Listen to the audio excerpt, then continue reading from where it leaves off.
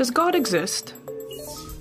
Or is the material universe all that is, or ever was, or ever will be? One approach to answering this question is the cosmological argument.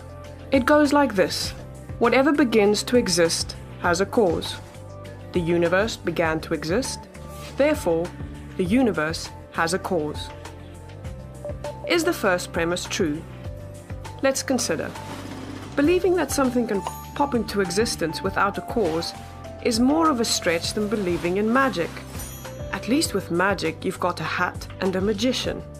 And if something can come into being from nothing, then why don't we see this happening all the time? No, everyday experience and scientific evidence confirm our first premise. If something begins to exist, it must have a cause. But what about our second premise?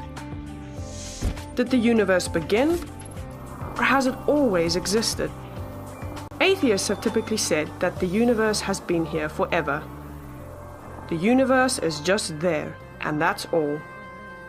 First, let's consider the second law of thermodynamics. It tells us the universe is slowly running out of usable energy. And that's the point.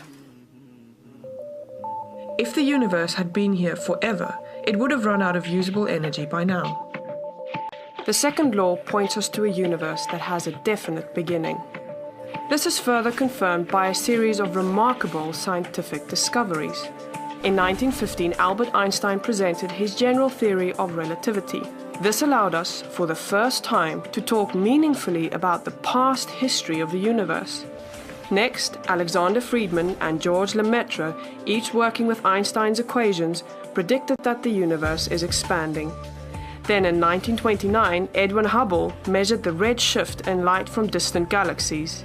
This empirical evidence confirmed not only that the universe is expanding, but that it sprang into being from a single point in the finite past. It was a monumental discovery, almost beyond comprehension. However, not everyone is fond of a finite universe, so it wasn't long before alternative models popped into existence. But one by one, these models failed to stand the test of time. More recently, 3 leading cosmologists, Arvin Bord, Alan Guth, and Alexander Vilenkin, proved that any universe which has on average been expanding throughout its history cannot be eternal in the past, but must have an absolute beginning. This even applies to the multiverse, if there is such a thing. This means that scientists can no longer hide behind a past eternal universe. There is no escape. They have to face the problem of a cosmic beginning. Any adequate model must have a beginning, just like the standard model. It's quite plausible then that both premises of the argument are true.